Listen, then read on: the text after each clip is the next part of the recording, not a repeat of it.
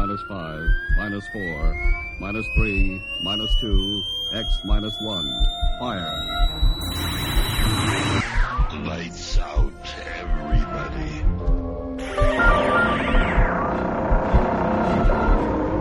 The creaking door. Dimension X. Inner Sanctum Mystery. X minus 1. Dark fantasy.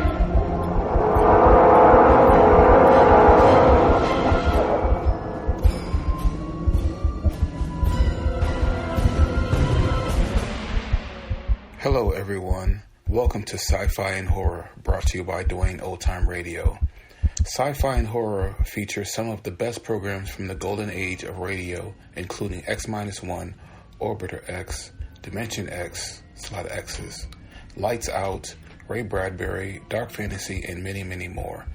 Before we start today's sci-fi and horror thriller, if you enjoy what I'm doing, let me ask you to subscribe to my channel. Subscribing is 100% free, and you will receive notifications on new posts. Lastly, if you have a moment, please write a short 1 or 2 sentence review or give a rating on your preferred podcast service. A positive review or rating would help me out a lot. And now, on to the show. And again, thank you for your support. Hope you enjoy. This week is Lights Out with their story, The Little People. This one aired April 14th, 1937. Ironized Yeast presents Lights Out, Everybody.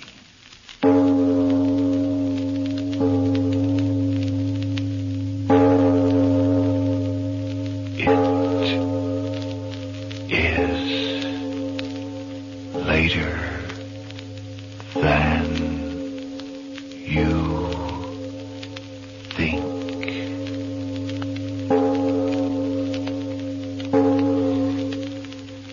Lights Out brings you stories of the supernatural and the supernormal, dramatizing the fantasies and the mysteries of the unknown. We tell you this frankly, so if you wish to avoid the excitement and tension of these imaginative plays, we urge you calmly but sincerely to turn off your radio now. This is Arch Oboler. For Ironized Yeast tonight, a story of that still small voice which civilized men call conscience. But first, Frank Martin. The way you feel, that can make all the difference in your life. If you're run down, losing weight, feel tired too much of the time, and if vitamin B1 and iron shortage is what's to blame, listen. Ironized yeast tablets give you both vital substances, vitamin B1 with iron. Men and women who were short of them now tell how these pleasant little tablets help them regain glorious pep and energy and needed pounds. So today they can really enjoy living again. Folks, did you get that name? It's Ironized Yeast Tablets. And now, Lights Out, Everybody.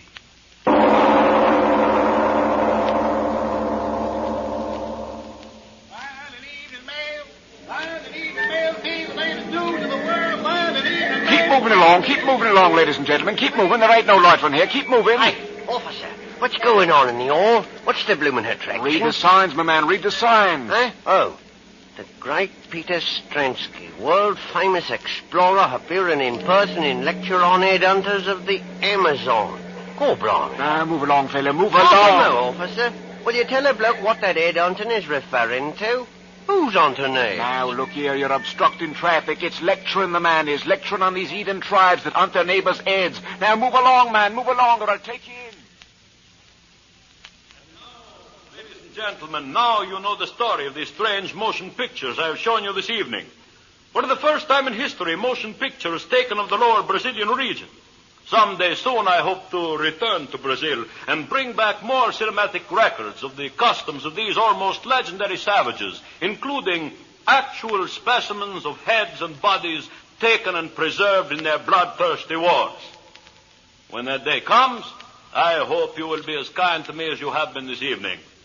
And so, good night until we meet again. Excellent lecture, Strensky. Excellent. Yes, it went very well indeed. Complete sellout.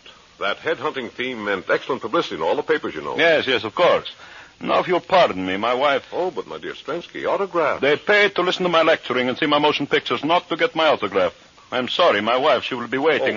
Come, don't worry about her. She's well taken care of. Eh? What are you talking about? I just passed her backstage, and she had a handsome young gentleman having quite a tete-a-tete, don't you know? You will pardon me. No, John.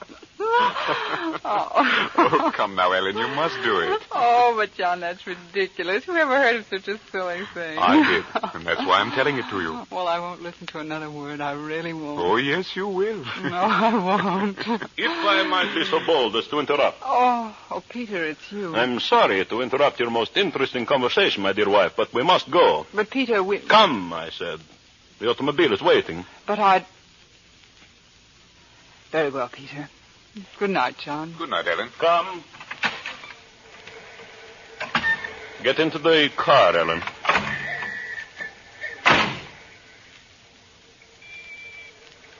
Why don't you say something, Peter? Yes. Yes, I will say something. This. Well, why don't you speak? Why don't you cry? I wouldn't give you the satisfaction. So, you save your tears for him, too. Say something. I'm leaving you, Peter. Leaving me? What are you talking about? I spoke clearly enough. I'm leaving you. Don't be a fool. I'm trying not to be. That's why I'm leaving you. I should have done it a long time ago. You'll go to him. No, I'm going to divorce you first, Peter. Divorce? I won't have any difficulty about that, I'm sure. No, never a divorce for me, never. You'll have no choice. Please stop the car. Yes. Goodbye. Ellen? I'm sorry for you, Peter. No. I'm sorry for you. And him.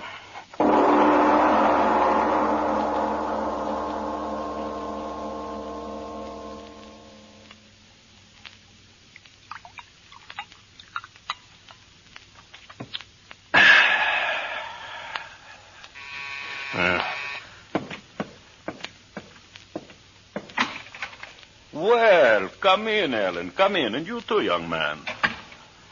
What do you want of us, Peter? It was very kind of you two to come here and join me tonight. You said it was important, Strensky. What is it? Oh, have a chair. Sit down. There is no hurry. Well, John and I, we're on our way to the theater. If you don't mind, Peter, tell us what you want. I want little. We have come to what the novelist would call the parting of the ways. As civilized human beings, we sit down. I, the husband, you, the wife, and you, young man, the, shall I say, favored one, to discuss our welfare. I'm sorry it worked out this way, Peter. It is life. Perhaps the fault was largely mine. I was not a very good husband. You're acting very decently about all this, Mr. Strensky. All I can say is I love Ellen very much. And you love him, Ellen? Yes, Peter. If we could arrange matters quickly, I mean the divorce and all that sort of thing. Of course. I just said we are together like civilized human beings. And now, if you will excuse me, I will close the door. The servants, you know. He's acting surprisingly well about it all, Ellen. I'm not so sure, John. So, now what I have to say, I say in complete privacy. Peter, just why did you want John and me here? Yes. We should come to the point. You and I, Ellen, I suppose there is no use talking about us anymore. Is there? No. So, all right, I will be a gentleman. I will withdraw as gracefully as my clumsy self will permit. First, then, we will sign the papers. Papers? I want you to waive dower rights. Oh, just as you wish. Excellent. So here is the legal form as drawn up by my solicitor. I assure you it's quite in order. You will sign first, young man. Me? Yes, as a witness, you understand? Oh, very well. My pen. No. Use this one, please. ear. Oh, I'm sorry. Oh, John, what's the matter? Oh, nothing. Just a scratch, the pen point. Oh, I'm so clumsy. John, Oh, it's nothing, really. See, the pen point hardly broke the skin. Yes, but it did break the skin. Oh, yes, John. You see a drop of blood. Oh, it's nothing at all. Just a scratch. Unimportant. Why did you laugh like that, Peter? He said unimportant, and yet it is the most important scratch your young man has ever known. How's that? What do you mean, Peter? What's wrong? You feel something, John? What? A constriction between the eyes, perhaps? Peter. Or maybe a strange pounding of the heart? Peter, Or what have you perhaps, done? John, your vision blurs. You hear strange sounds in your ears. A great lover? Peter, answer me. What have you done? John, are you all right? Tell me, are you all right? I don't know. My head, it's so strange. John, what think is I'll it? sit down. Peter, what's wrong with him? What's wrong? John, what do your lips... You cannot speak, can you, John? If you open your mouth, the words will be your last. A great lover? Peter, tell me. Tell me, have you done something to him? Have you? John, look at me, darling. Speak to me. Tell me what's the matter. Yes. John. Yes, speak, John. Ellen, John! Peter, help me. He's fallen. Peter, help me. Help me. Help you? But, John, look at him. Look at him. He's ill, dying. Doctor, get a doctor. Not a doctor, my little wife. Doctors cannot restore even great lovers after the poison of Baracata has entered the veins. Poison. That pen. That scratch. Ellen, you must... So, the thought of your lover's death draws the blood from your head and you faint, my little wife? When you awaken, you will wish that you died with him.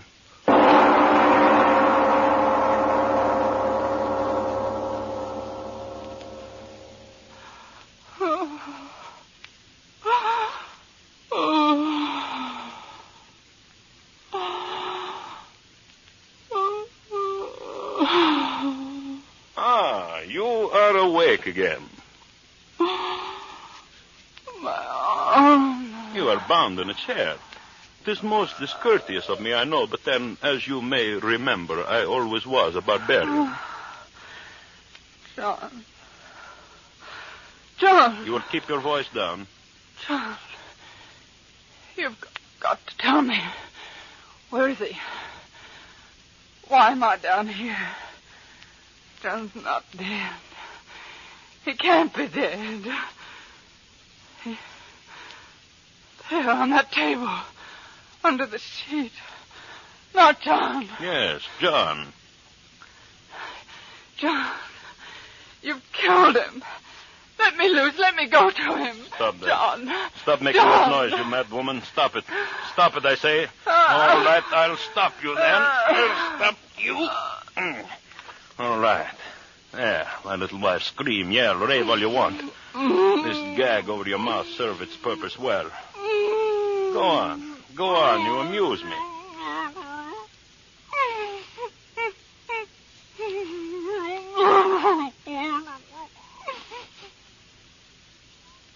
So, now you have discovered it is useless to talk to the gag, eh, Ellen? It is such a waste of effort, is it not? So now that you are silent, I can go on with my work. Most important work. Yes, you were right about what was on this table here. See? I throw off the sheet. And he was such a handsome man. Well, I must get to work. You no longer try to speak, my little Ellen. Does the sight of these beautiful surgical instruments frighten you? They need not. They're not for you. They are for John. Yes, he is dead. Dead. The poison too quickly, but do you think I would let him rest in death?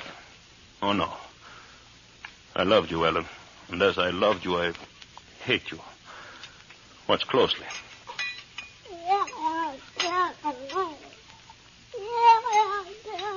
What? I'm sorry, I cannot understand you.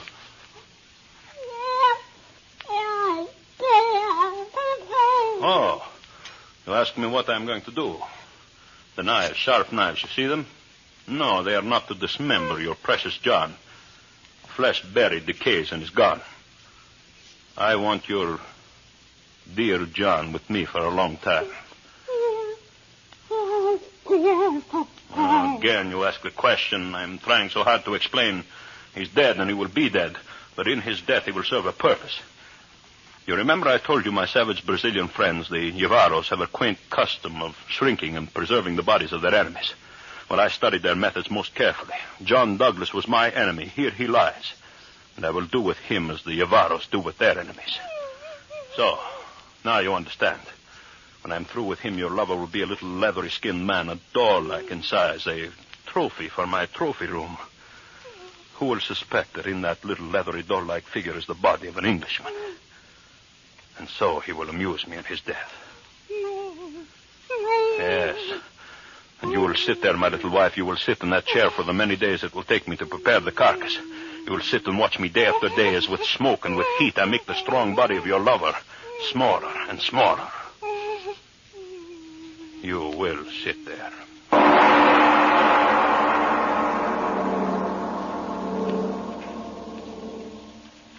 Ladies and gentlemen, a deep breath, please, before we go on with this story of a jealous husband and the strange and terrible revenge he took against his wife and the man she loved.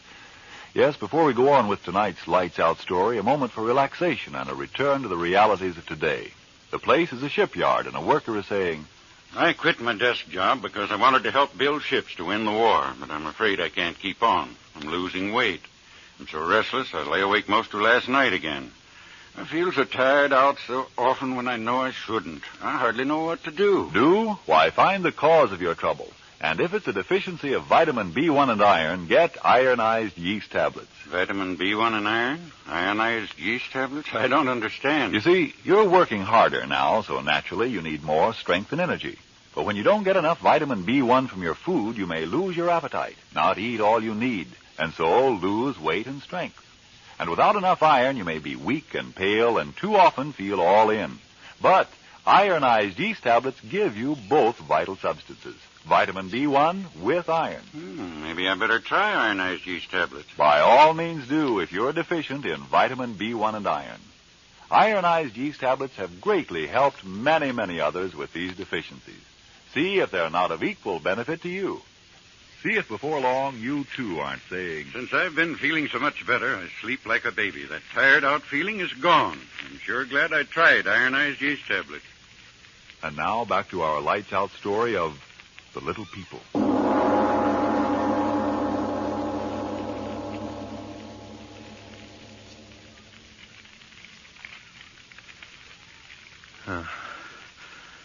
Fire is warm. Hell, warm, so very warm. The air filled with smoke. Dry, swirling smoke. See how it coils around him.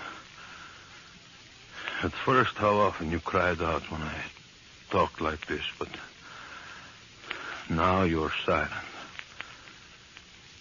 Weeks. How many weeks has it been? 4, 5, 6? It used to take my savage friends 10 weeks to dry and cure the bodies of their enemies. 10 weeks. And I have done it in 5. Look at him. 6 foot strong and broad he was, but now a doll in size, a small brown doll.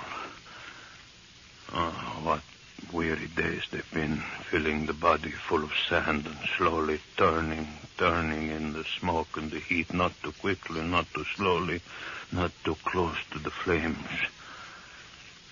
And now, the man that was John Douglas, a doll, a brown doll of death. The flames are noisy. Noisy as you are silent, little Ellen. You are... Oh, I hadn't noticed. Your eyes are closed. Wake up. Wake up! Wake up, I say. You've got to look at him. Your eyes have got to see him. You've got to see him. You're speaking. I cannot understand you. The gag, yes, I will take it off. Sitting there all these weeks, you haven't got the strength. There, that does it. Your lips are free. Well, look at him, Helen. Look at him and tell me what you think of John Douglas now. Smoke. Smoke twisting and twisting round him. Smoke is taking him. Where is he gone? Ellen. Where's he gone? Ellen. The smoke. I'll go to him in the smoke. He's waiting. Ellen, stop. Stop, you hear? Understand. You must understand. Smoke, he will wait for me. Smoke. What are you raving about? Yes, smoke. See how it curls around him. No. He's waiting. No, stop talking like that. Stop talking like that, I say. He's waiting. The knife. Where is the knife? I'll stop you. No. Ellen, all right. Dead. Up on the table with you. I must prepare you, Ellen, for the smoke and the fire. It took me 5 weeks with him, and now 5 more weeks with you. And then you will be as he is. Brown with the smoke of the curing fire. A little doll in size.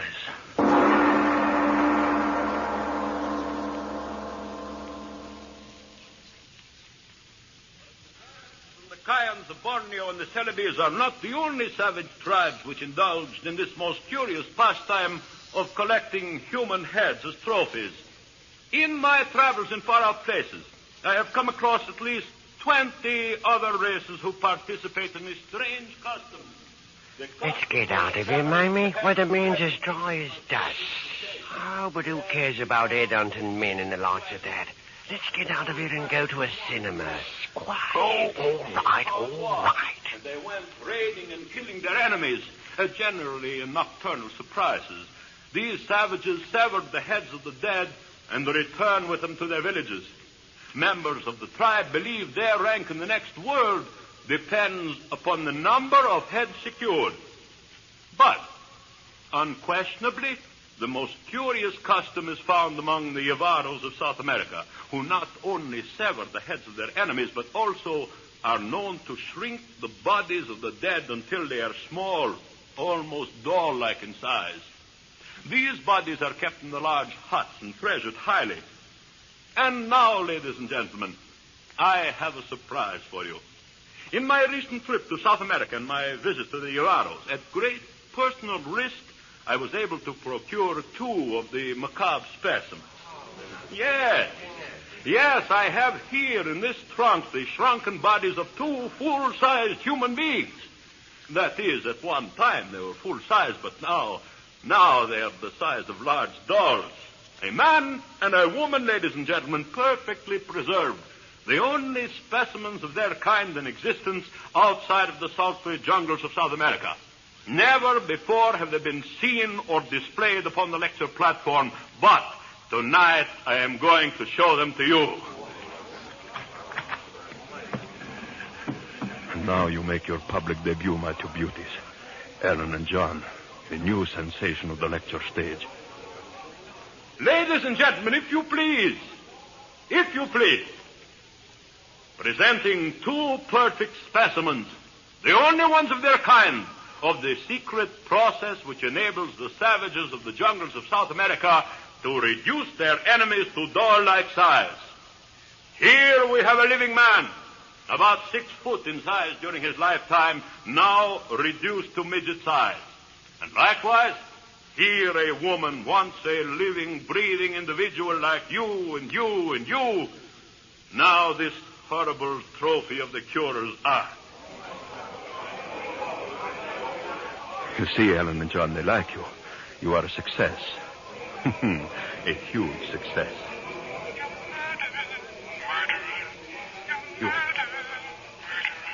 You're talking. You... No, you cannot talk. Dad, you cannot talk. No, you cannot talk. You're dead. You're both you're dead. Stop talking. Stop.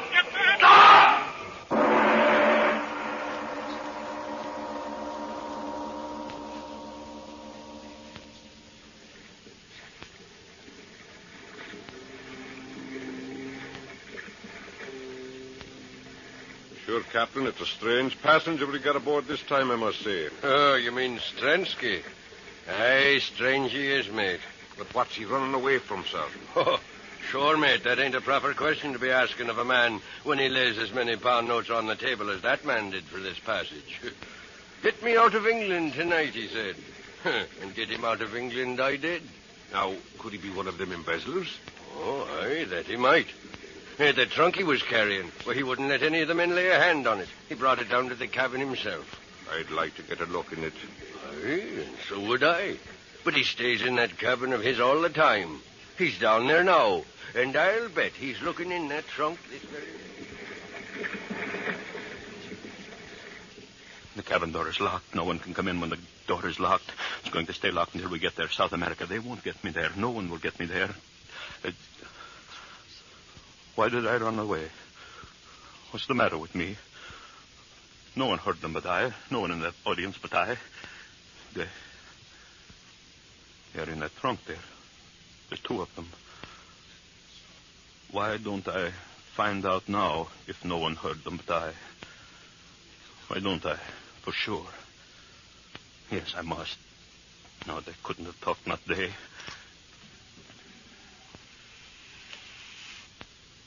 The two of you lying there. You didn't talk, did you? No. No, of course you didn't. You're dead. You're more than dead. Hollow flesh shrunk by the smoke of heat until you're smoky little dolls. Aaron and John, I'm free of you forever. Forever. You, Alan. Thing that was Alan. Why don't you say something? Again. I heard you again, the two of you. I heard you. No. Stop it. Stop it. Stop it. Stop it, you little things. You can't speak. You're dead, burned in the flames. Stop it. All right, I'll stop you. I'll stop you. Into the sea. I'll throw you into the sea. Come, you and you. I've got you in my hands. I'll throw you into the sea. First, you, Ellen. Into the water. There. And now you, John. Into the sea. The sea will stop that tongue of yours. There. There. Now I'm through with you. Through with you. The water will stop your mouths. It stopped it. I'm free of you forever. The two of you forever. Huh? What's the matter? What's the matter? The matter? Oh, what do you mean, Captain? Nothing is the matter. Oh, I thought I saw you throw something in the water. In fact, I'm sure of it. Oh, just some old things. Yes, that's it. Some old things I didn't want. Oh, I see. Well, as long as everything's all right. Yes. Everything's all right. No. It is a weird night, isn't it? Weird? Why do you say that, man? Yeah, it's so dark. No moon, not a star in the sky. It's like we were sailing at the black of a tomb without even candlelight to lead us. You know, if I was a superstitious... What in the devil's name is that? What? What are you talking about? There, to starboard, see? Two lights. Different. Take it, what lights are those? They're coming closer. Stars, ship lights? No, that can't be. Why, I've sailed these waters for 15 years. It's they. What? The two of them, their faces, see them gleaming faces. Ellen, John, get back. Back to the water. I threw you in. Back. Prensky, what's back. come over you? Back. Stop leaning over the rain. You'll fall in, man. Ah! Watch out!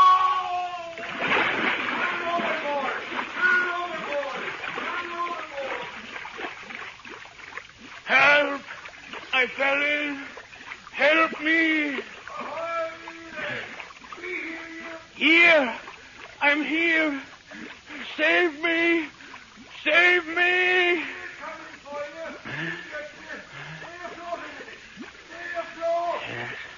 Yes, I'll stay afloat. They'll save me. I won't die. I won't.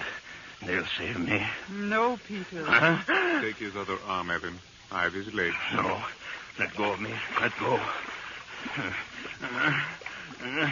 Come, Sprensky. Going up. No. Stop. Ellen, John, the two of you, stop. You're pulling me under. Drowning me.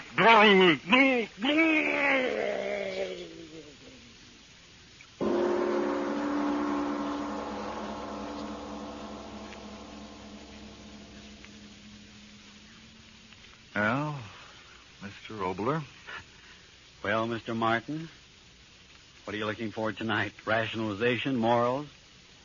For, of course, the moral of tonight's story is a healthy and a hopeful one. That evil is its own undoing. That reminds me, Frank, outside of Hitler, Hirohito, and Company, have you a nomination for the evilest man of the year? Well, leaving Hitler and his fang-toothed friend out of it sort of restricts me, doesn't it? No, because anyone who thinks that evil is impersonated only by the militarist is quite naive. But you have your say, and then I'll have mine. Do people say you're slipping, that you can't take it anymore? Well, if you're short on vitamin B1 and iron, if that's why you're losing your pep and sparkle, remember, ironized yeast tablets supply both vital substances. Of course, a rundown condition may be due to other causes. If in doubt, see your doctor. But if you simply need more vitamin B1 and iron, get ironized yeast tablets right away. They've been of great help in scores of such cases. In fact, ironized yeast has been so successful that it's sold on this no-risk, money-back basis. If you don't begin to eat better, to feel better, and so sleep better, the cost of the first bottle will be refunded to you in full by ironized yeast, Box IY, Rahway, New Jersey. And now, what about this Mr. Evil of 1943?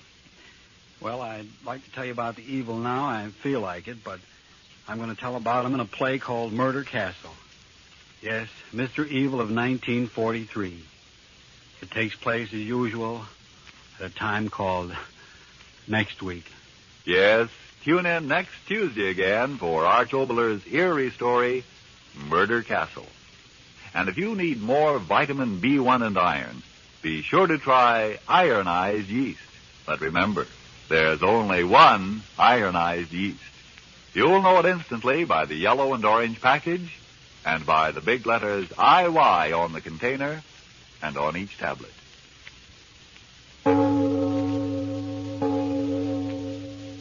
It is later than you think. Friends, those white shoes you now own are not going to be easy to replace. So give them the best of care. Clean them with Energine Shoe White. It's made only with the very whitest pigment. And that amazingly white pigment is thoroughly mixed into every particle of every drop of Energine Shoe White. So it goes on smoothly and dries quickly to a really white. Thank you for listening. If you enjoy what I'm doing, I ask you to please subscribe to my channel or channels. Well, hope you enjoyed, and until next time, stay safe, wish you well, peace.